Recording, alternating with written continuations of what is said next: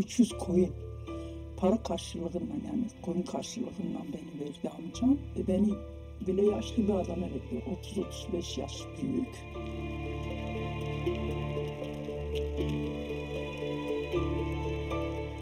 Benim bir tercih yapmam gerekiyordu. Ya onların isteğiydi ya benim isteğim olacaktı. Ben kendi isteğimle 13 yaşında karar verdim.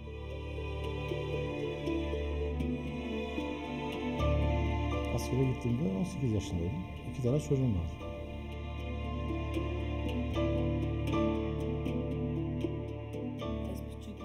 Ben 15 yaşında Berdel'le evlendirildim. Eşim 45 yaşında ve zihin engelliydi. Babam için her şeye katlandı.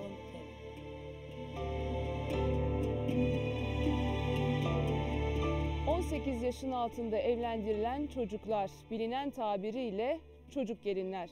Kimileri daha ergenlik çağına bile gelmeden evlendiriliyor. Kimileri ise berdel ya da beşik kertmesi gibi geleneklerle aile kurmaya zorlanıyor. Sadece 2012 yılında yaklaşık 130 bin çocuk evlendirildi. Bunlar sadece resmi nikah kıyılanlar. 18 yaşında evlendirilenlerin yarısından fazlası 15 yaşına bile gelmeden İmam nikahıyla evlendiriliyor.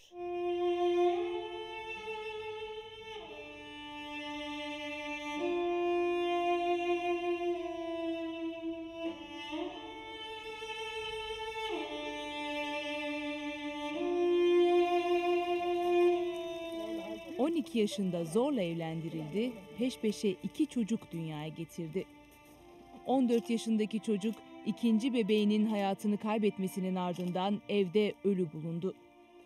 Zorla evlendirilen bir çocuğun ömrü Siirt'te 14 yaşında sona erdi. Adı Kader'di. Kamuoyunun en son tanık olduğu zorla çocuk evliliği vakası buydu. Münzile insan dölü, 10 kardeş peşi yürü, büyüdükçe ufak. 28 yıllık bir şarkı. Aysel Gürel'in sözleri, Onno Tunç'un müziğiyle Sezen Aksu'nun sesi. 8 yaşında evlendirilen, 12'sinde anne olan Ünzile'nin öyküsü. Bu toprakların en ağır sosyal sorunlarından birinin sanatla dile getirilmiş hali. Ünzile kaç boyun ediyor, dayaktan ıslanalı hiçbir şey sormuyor. NTV Güncel Dosya bu konuyu sorunun bizzat içinde olan 18 yaş altı kızlarla konuşmadı. Küçük yaşta zorla evlendirilmiş yetişkin kadınlara deneyimlerini sordu. Hani dedim bugün giderim, yarın giderim, bu evden kurtulurum. Hani hiç bu evi düşünmüyorum yani ben karı olurum, ben burada çok çocuk bakarım asla. O yüzünü gösteremediğimiz, hatta evine bile giremediğimiz kadınlardan sadece biri. Daha ergenlik çağına bile girmeden kendinden 35 yaş büyük biriyle ikinci eş olarak evlendirildi. Sevmem hiç, asla. İstemem. Hani bir evliliğe giderler, bir televizyonuna giderler, diyorlar ki elektrik almadım. Ben de aynı öyle. Kocasını ilk kez düğünde gördü.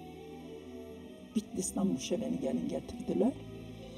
Ondan sonra geldim. Beni kime götürmüşler bilmiyorum. İlk ne zaman gördün? Düğünümde. Uluslararası tanım net. 18 yaşın altındaki evliliklere çocuk evliliği deniyor. Çocuk yaşta evlenen erkek de var, kız çocukta. Ancak kız çocukların sayısı 20 kat daha fazla. Araştırmalara göre 3 evlilikten biri çocuk yaşta yaşanıyor.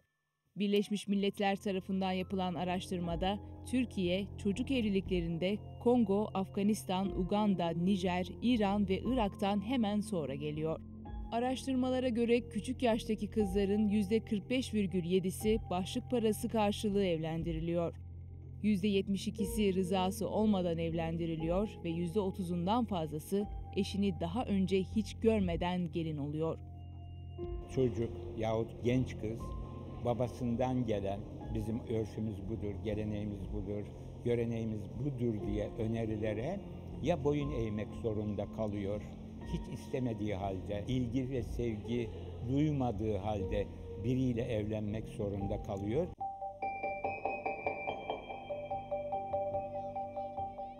Erken yaşta evliliğin daha çok doğuda görüldüğü düşünülse de aslında Türkiye'nin her ilinde mevcut.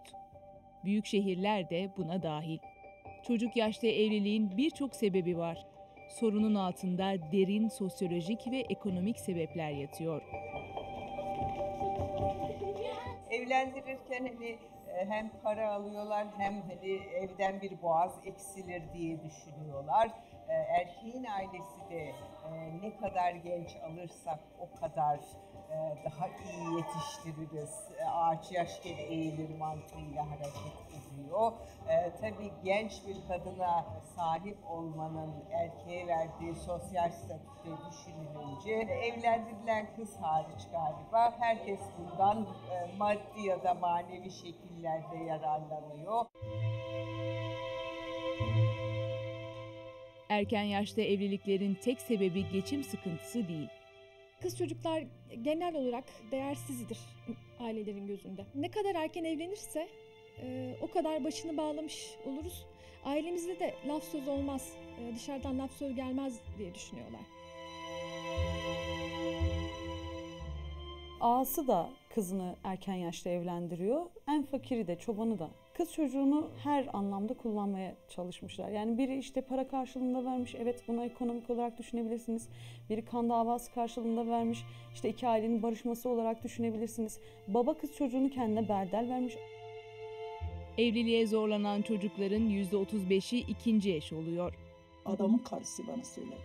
Ne dedi? İşte sen bu adamın karısı oluyorsun. Ben de onun karısıyım. Onun çocuğu yok. Ondan sonra seni çocuğu için getiriyor.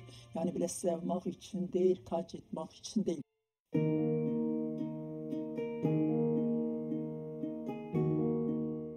Çocukların evliliğe zorlanmasında birçok etken var. Baş aktörler anne ve baba. 18 yaşından küçük kızını evlendirmek için mahkemeye başvuran ailelerin sayısında bir önceki yıla göre %100'e yakın artış var.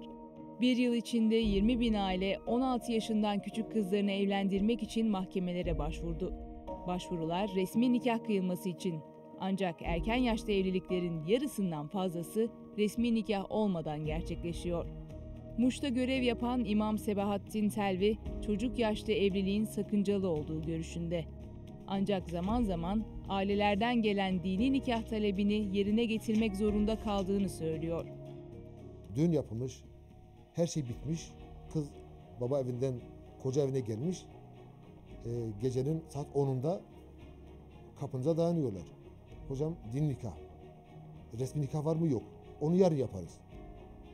Aslında bu kanunen de uygun olmamakla beraber yapacak bir şey olmayınca bazen böyle bir zor durumlarda da kaldığımız oluyor. Kıyıyoruz yani. Ve köy muhtarları. Erken yaşta evlilik vakalarıyla sık sık karşılaşıyorlar. Bazen de şöyle oluyor. Mesela adam kızını tam zamanda kaydetmiyor veya doğum tarihini tam bilmiyor. Ya genelde 15, 16, 17 yaşlar arasında evlilikler oluyor. Aslında muhtar Mehmet Mühsin Özkahraman da çocuk damat. 15 yaşında evlendirilmiş. Siz kaç yaşında evlendiniz? Vallahi ben de 15 yaşında evlendim maalesef. Eşiniz kaç yaşındaydı? Eşim yaşı tamdı. Ben küçüktüm biraz. Nasıl sıkıntılar yaşadınız? Valla sıkıntı, şimdi gençliğini yaşayamıyorsun. Küçük yaşta bir evlilik yükünün altına giriyorsun. Yani çok sıkıntılıdır.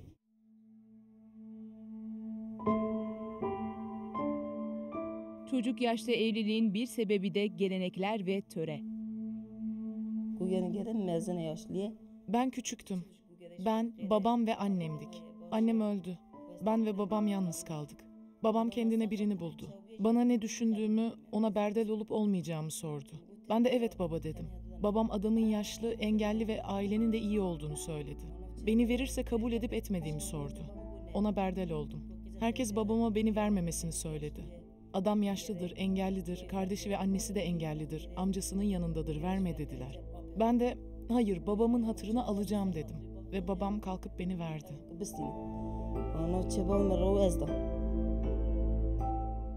Gelin değiş tokuşu olarak bilinen Berdel'le evlendirildi. Üstelik eşi zihinsel engelliydi. Daha farklı bir evlilik hayal eder miydin hiç? Tabii hayal ederdim. Ama babamın hatırı için vazgeçtim hayalimden. Başka türlü bir evlilik isterdim. Ama babamın hatırı için sesimi kestim. Hayal ediyordum ama vazgeçtim.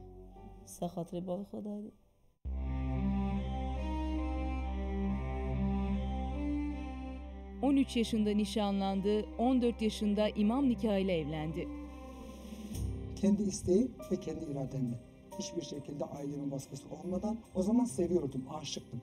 Yani o yaştaki aşkı öyle zannediyordum. Zaman yönettikçe kendimi şöyle bir hissediyorum. Aşık mıydım? Yoksa mecbur muydum? Yoksa öyle bir karar mı gerekiyordu? Bu şimdiki düşüncem. O zamanki düşüncem tek bir şeydi. Aşıktım ve evlenecektim. Evlendim de.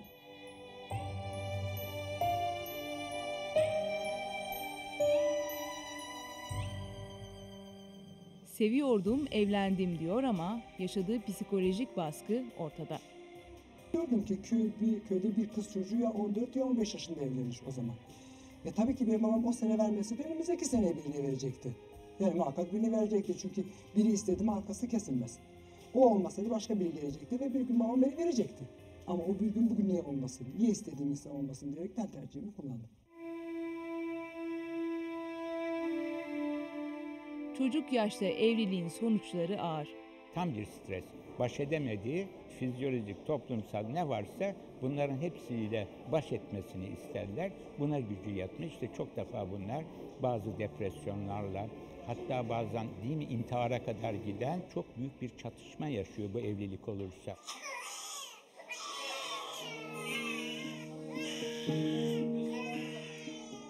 Ve çocuk yaşta anne olmak. 2012 yılında çocuk yaşta doğumların sayısı sadece hastane kayıtlarına göre yaklaşık 92 bin. Bunların 377'si 15 yaşın altında. Oyun oynamaları gerekirken anne olmaya zorlanıyorlar. Daha eğitim alamadan doğuruyor, ev işleri yapıyorlar. Oysa ne psikolojik olarak buna hazırlar ne de fiziksel olarak. Çocuk yaşta annelikte psikolojik sorunlar, hatta ölüm riski bile var. Erken yaşta hamilelik de çocuk gelinlerin dramında önemli bir yer tutuyor. Mutsuz bir anne oluyor. 2, bilinçsiz ve eğitimsiz bir anne oluyor. Karamsar, travma sonrası stres bozukluğunu yaşayan, o dönemin coşkusunu hissedemediği için çocuğuna da aktaramayan, meslek sahibi olmayan, ebeveyn olgunluğuna ulaşamayan birey olduklarını gözlemledim.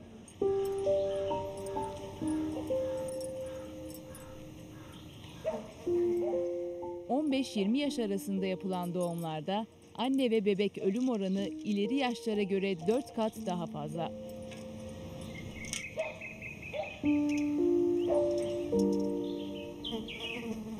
İlk çocuğunu nerede doğurdun? Köyde doğurdum. Evde doğurdum. Hastaneye gidemedin. Hayır, hiç gidemedim. Zaten ondan sonra hemen erken hamile kaldım.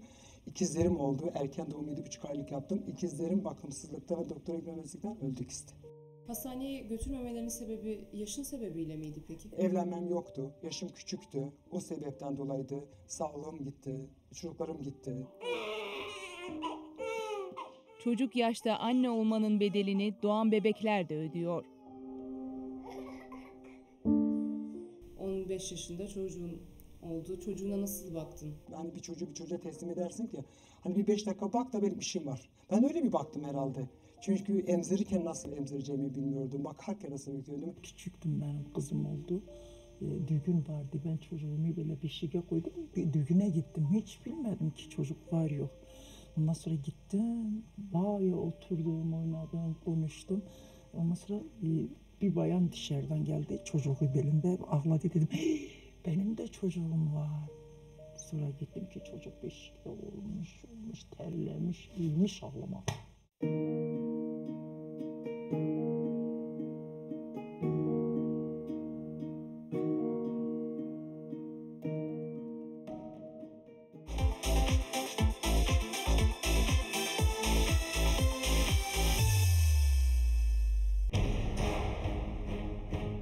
Iraklı Kürtlerin petrolü var.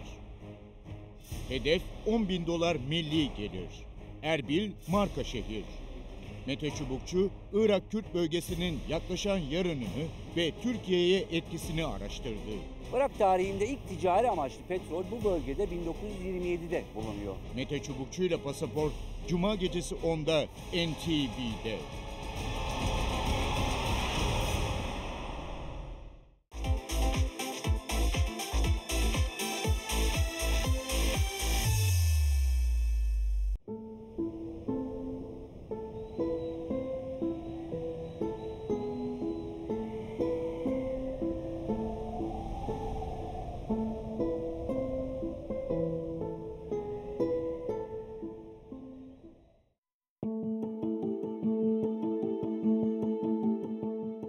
Araştırmalara göre evliliğe zorlanan çocuklar şiddet görüyor.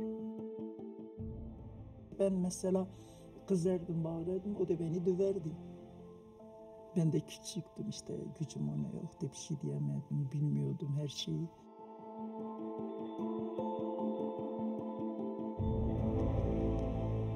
...81 ilde uçan süpürge çalışmalar yürüttü. Karşımıza çıkan şey Türkiye'de 10 yaşında belki 11 yaşında evliliklerin aslında efsane olmadığıydı. Ve aslında şiddetin esas sebebinin çocuk yaşta evlilik olduğunu öğrendik.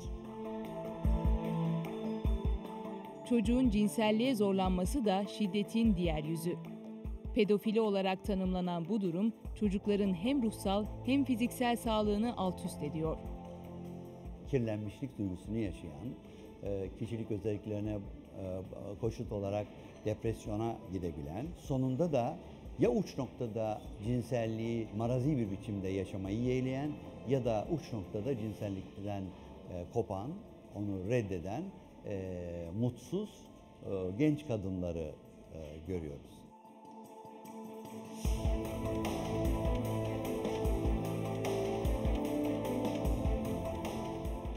Ağladım, susladım. Artık kurtuluş mu var? Bir erkek, bile bir çocuk. O kadar zorluk çektik ki ya. Anlatacak bir şey değil. Bir çocuğu akşam oynarsın ya, hani gelinlik giydirirsen, işte düğün tutarsın, akşam olur, her bütün çocuklar evde dağılır. O zamanki evlilik oydu. Hani akşam sanki dağılacak da tekrar eve gideceğim. Öyle bir evlilik zannediyordum.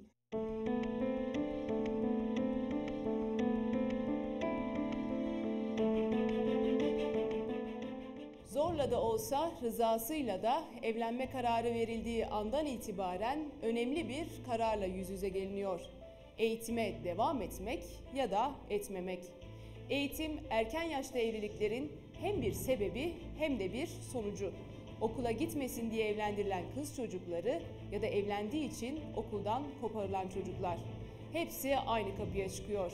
Evlenen kız çocuklarının sıraları birer birer boşalıyor. Hatta bazen okullar sadece birkaç kız çocuğu mezun veriyor. Erken yaşta evlenenler en temel hakları olduğu halde neden okula gidemediklerini ömürleri boyunca sorguluyor.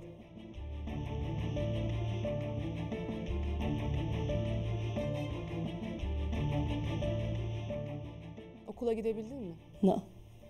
كانش مخ. Hiç gidemedin. No. Hiç okula gidemedin. Hayır hiç gitmem yok.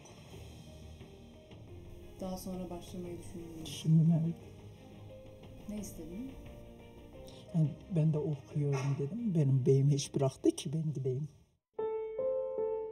Haydi kızlar okula, baba beni okula gönder gibi kampanyalar kız çocuklarının eğitim sorununu çözmek için önemli mesafeler kat edilmesini sağlasa da sorun hala büyük. Diyarbakır'da yapılan araştırmaya göre erken yaşta evlenen kadınların %73,3'ü okur yazar değil. Evliliğe zorlanan mağdur çocuklar okula gidememenin sorunlarını yaşıyor. Belediye bünyesindeki kurslar okul özlemini bir nebze olsun gideriyor. Gitmediğim yerlere, bilmediğim yerlere, gezmediğim yerlere gittim onların sayesinde. Kadın olduğumu öğrendim. Bilmiyorduk, hani cahildik, küçük evlendik. Küçük yaşta evlendiğimiz için, köyde yaşadığımız için bilmiyorduk. İnsanın hayatı kayılıyor tabii evlenmekten, yaştan. Bir de hani cahil olduğunca okumazsan zor oluyor insana.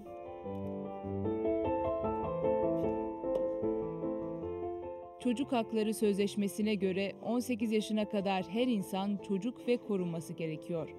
Türkiye'de Türk Medeni Kanunu'na göre 17 yaşını doldurmuş çocuklar evlenebiliyor. Bazı durumlarda hakim kararıyla evlilik yaşı 16'ya kadar indirilebiliyor. Bu yaş sınırı çocuk gelinlerin olmasına sebep oluyor diyebiliriz. Bizim taraf olduğumuz uluslararası sözleşme olan Çocuk Hakları Sözleşmesi'ne aykırıdır.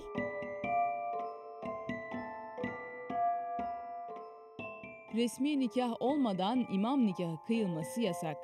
Ancak Diyanet İşleri Başkanlığı'nın resmen görevlendirmediği bazı kişiler çiftleri yaşlarına bakmaksızın imam nikahı adı altında evlendirebiliyor. Bunu legalleştiren bir dinsel tören var. Soruşturma genelde cinsel istismar üzerinden gidiliyor, ona göre yapılıyor. Fakat bunu legalleştiren o toplum içerisindeki kişi bu soruşturmanın kapsam dışında kalıyor. En büyük sorunlardan biri erken yaşta evliliklerin tespitinde. Genelde evlendirilen çocuklar hamile kalıp hastanelere geldiğinde ortaya çıkıyor. 2012 yılının Mart ayında böyle bir olay basına yansıdı. Hamile bir kızın 10 yaşında olduğu ortaya çıktı. Tokat'ta 12 yaşında bir kız çocuğu da 26 yaşında biriyle evliydi, 5 aylık hamileydi.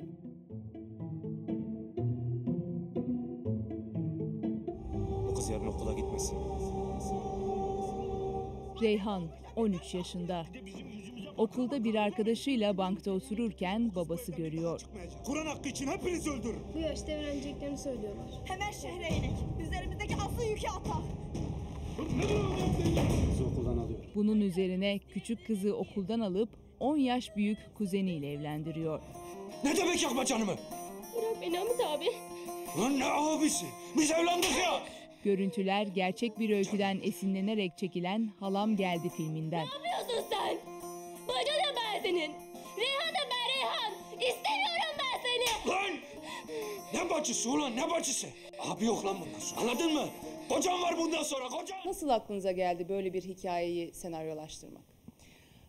Diyarbakır'a başka bir haber için gittiğimde, o zaman muhabirdim, haber beni buldu.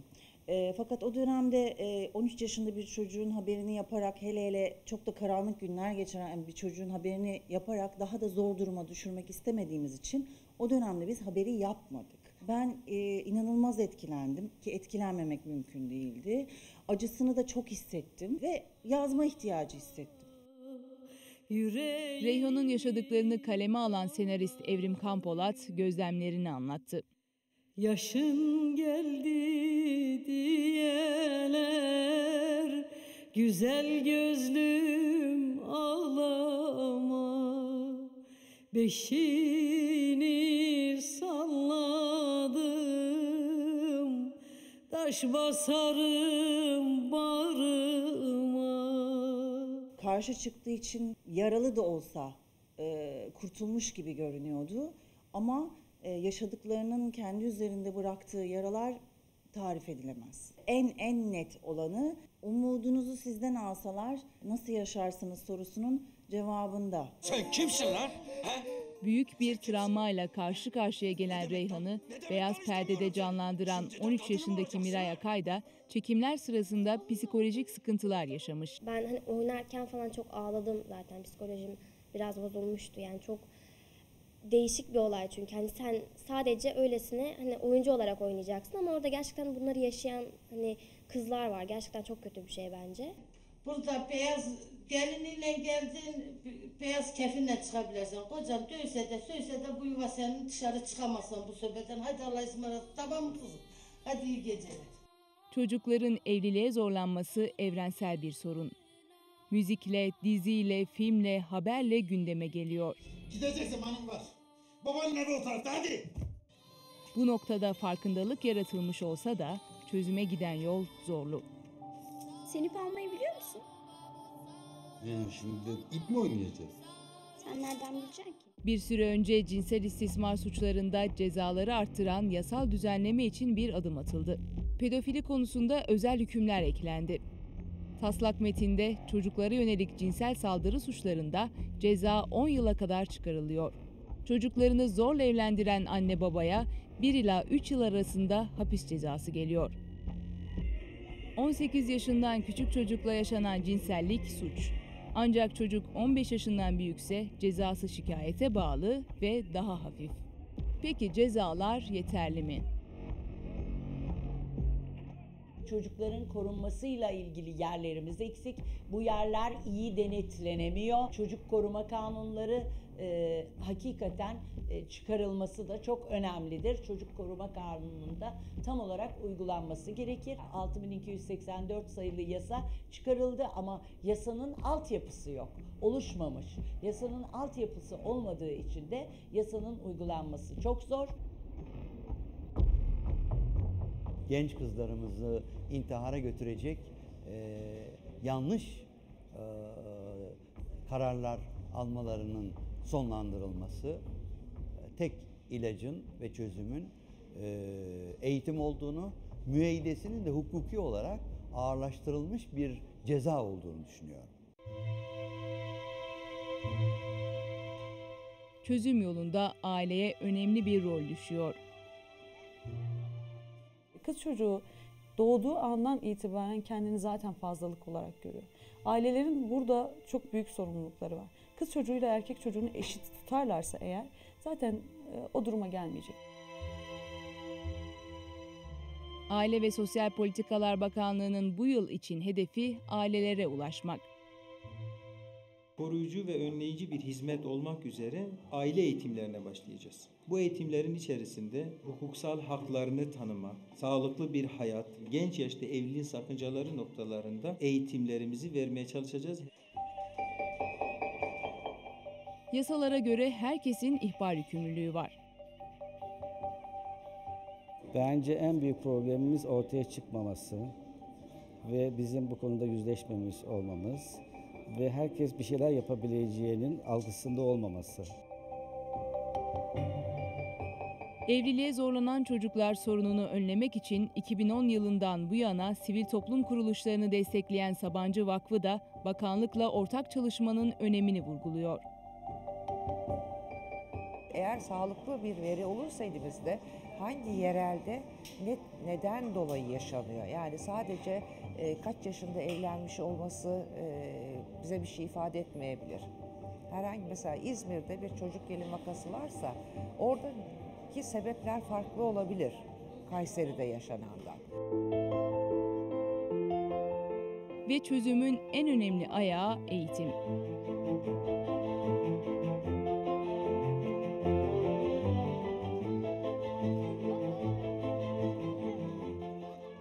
Yıllık zorunlu kesintisiz eğitimden bahsediyoruz. Yeni eğitim 17 yaşında mezun ediyor. Şimdi bu uygun değil. Hani 18 yaşında mezun olabileceğimiz bir eğitim sistemi olursa kesinlikle buna çözüm olacağını düşünüyorum.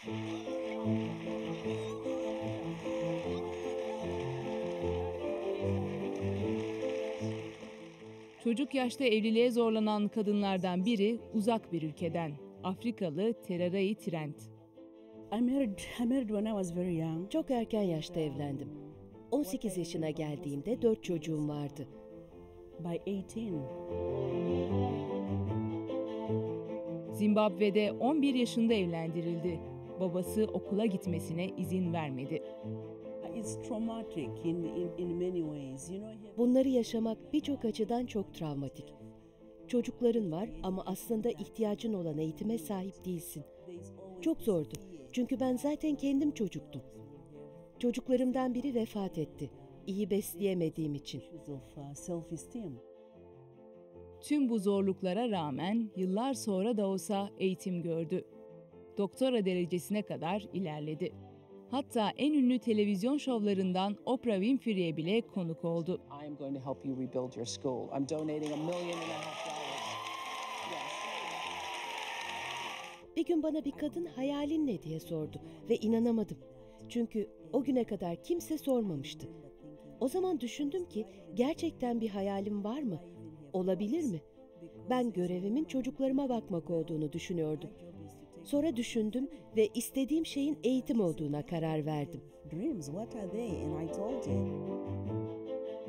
Afrika'da her gün 39.000 kız çocuğunun evlendirildiğini anlatan Trent, şimdi eğitimde eşitlik sağlamak için çalışmalar yürütüyor.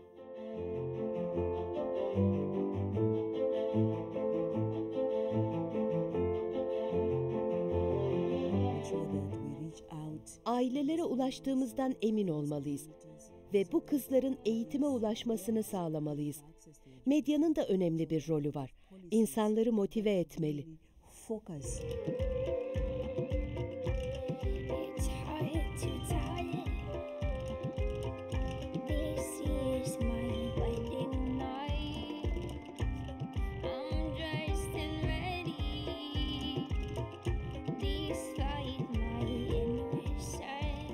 Çocuk ve gelin. Aslında hiçbir zaman bir araya gelmemesi gereken bu iki kavram, içine doğduğumuz toplumlarda yaralı bir bellek oluşturuyor. Çocuk yaşta ya da zorla evlilikler her yıl binlerce kadının yaşamını elinden alıyor. Ev içi rollerin çizdiği katı kurallar, sağlık sorunları, aile içi şiddetin artması gibi çoklu mağduriyetler kadınların boğazında birer demir leblebi gibi. Ne yeniliyor ne de yutuluyor. Yaşamlarını sessizlikler içerisinde sürdüren ama sayıları milyonları bulan çocuk yaşta evlenmiş kadınlar.